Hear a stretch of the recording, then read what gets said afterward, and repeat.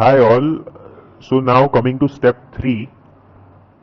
So step 3 में हम discuss करेंगे कि 1:1 रिलेशनशिप अगर है ER डायग्राम में तो उसको हम टेबुलर फॉर्म में कैसे कन्वर्ट करेंगे। तो अभी हम सीधा डायग्राम पर जाते हैं। तो सपोज हमारे पास ये ER डायग्राम है। सो यहाँ पर consider that a person is having one wife. So ये पर्सन एंटिटी सेट है जिसके पास so each and every person is having one wife और ये वाइफ भी एक एंटिटी सेट है।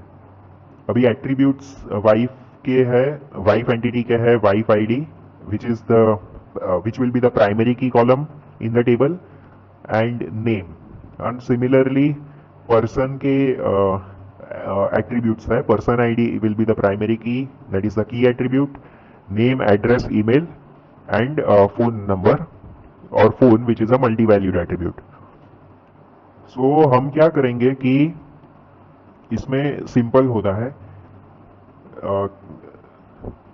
So you can place the primary key of wife table, that is wife ID, in the table persons, which we call in this case a foreign key as shown below.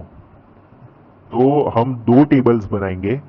So 1:1 mapping में first of all आपको दो tables बनाने हैं। सो पहले ऐसा आपको लिख देना है, तो पर्सन्स और फिर ब्रैकेट में जितने भी उसके एट्रीब्यूट्स है। तो हम लिखेंगे person ID, name, address, email और एक एक्स्ट्रा कॉलम हम ऐड करेंगे जो कि होगा primary key column of the another entity, that is wife entity. So wife ID हमने इसमें ऐड कर दिया और वाइफ का जो टेबल बनेगा वो तो नॉर्मली बनेगा। सो वाइफ के उसमें wife ID primary key column है और नेम जो है वो नेक्स्ट दूसरा एट्रीब्यूट है उसका।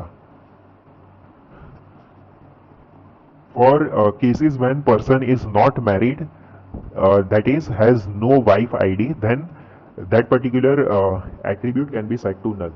So इसका मतलब है कि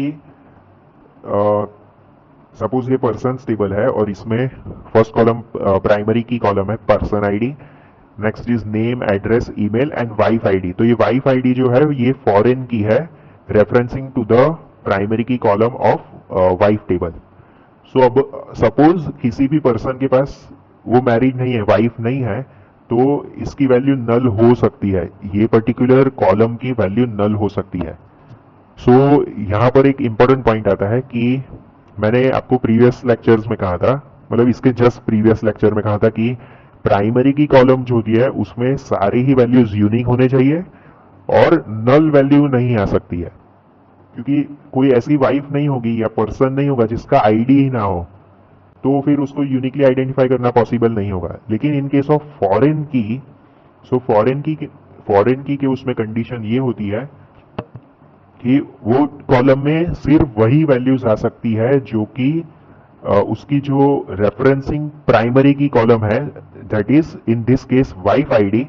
सो वाइफ आईडी कॉलम में जितने भी वैल्यूज होंगे उनमें से ही एंट्रीज आ सकती है, या तो फिर नल हो सकती है, मतलब जिस पर्सन के वाइफ ही ना हो तो उस केस में हम नल मेंशन कर सकते हैं। So the allowed values will be the primary key values of the column to which that foreign key is mapping and null values can be there. अभी देखो प्राइमरी की कॉलम को map कर रहा है तो ऑब्वियसली यूनिक वैल्यूज ही होंगे सारे के सारे, ऐसा नहीं हो सकता कि रिपीटिंग वैल्यूज आ रहे हैं। So that was about foreign key. तो इस केस में 1:1 मैपिंग में हम सिंपली जो पर्सन टेबल है, जो पर्सन एंटिटी है उसका टेबल बना देंगे। फिर पहली column primary key, remaining columns followed by the foreign key column mapping to the primary key column of the another entity. और इसमें आप उल्टा भी कर सकते हो कि पर्सन टेबल यहां तक ही आप बनाओ और वाइफ टेबल में आप person ID as a foreign key place कर दो यहां पर, तो ये भी अलाउड है। आप कोई भी रिप्रेजेंटेशन बता सकते हो एग्जाम में। So both ways are correct. Now next is step 4, 1:n relationship. So 1:n relationship का एग्जाम्पल हम देख लेते हैं। सो यहाँ पर पर्सन एंटिटी सेट है, सो जिसके पास पर्सन हैज हाउस, तो हमको पता है कि एक हाउस का तो एक ही ओनर होगा, लेकिन एक पर्सन के पास मल्टीपल हाउसेज हो सकता है। तो हमने प्रीवियस लेक्चर में 1:n रिलेशनशिप का रिप्रेजेंटेशन ऐसे देखा था कि एजिस तो नॉर्मल ही होती है और नंबर्स मेंशन किए जाते हैं। यहाँ पर 1:n। सो जहां पर मैनी एंटिटीज मैप होती है वहां पर हम n मेंशन करते हैं, लेकिन ये एक अलग रिप्रेजेंटेशन फॉर्मेट है जिसमें मतलब आप समझ सकते हो कि many houses map to a single person. तो जहां पर सिंगल एंटिटी के साथ मैपिंग होता है वहां पर हम एरो से मेंशन करते हैं। और कभी कभी डायग्राम में ऐसा भी होता है कि यहाँ पर मल्टीपल एरो शो करता है। So to signify that many houses और many entities map to a single entity. So ये रिप्रेजेंटेशंस आपको ध्यान में रखना है, कंफ्यूज नहीं होना है, they mean the same thing only. तो इसमें हम पढ़ लेते हैं। For instance the person can have a house from 0 to many but a house can have only person, मतलब हाउस का एक ही ओनर हो सकता है। So in such relationship place the primary key attribute of table having one mapping मतलब जो एक ही बार पार्टिसिपेट करेगा रिलेशनशिप में, दैट इज पर्सन। मतलब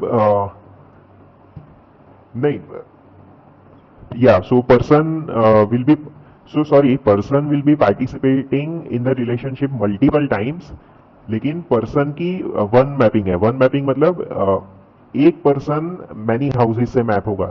सो वो पर्टिकुलर एंटिटी की जो प्राइमरी की या की एट्रीब्यूट होगा वो हम अनदर एंटिटी के टेबल में मेंशन करेंगे एज अ फॉरेन की। सो जो पर्सन टेबल होगा उसको तो हम नॉर्मली रिप्रेजेंट करेंगे, जैसे कि person ID, name, address, email. और जो हाउस होगा जो कि many houses will be mapping to a single person, तो उसमें हम पर्सन आईडी कॉलम मेंशन करेंगे एज अ फॉरेन की। तो यहाँ पर एक मिस्टेक है, यहाँ पर पर्सन है, यहाँ पर हाउसेज होगा।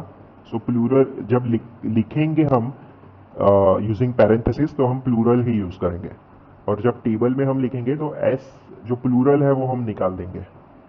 या so person and house table.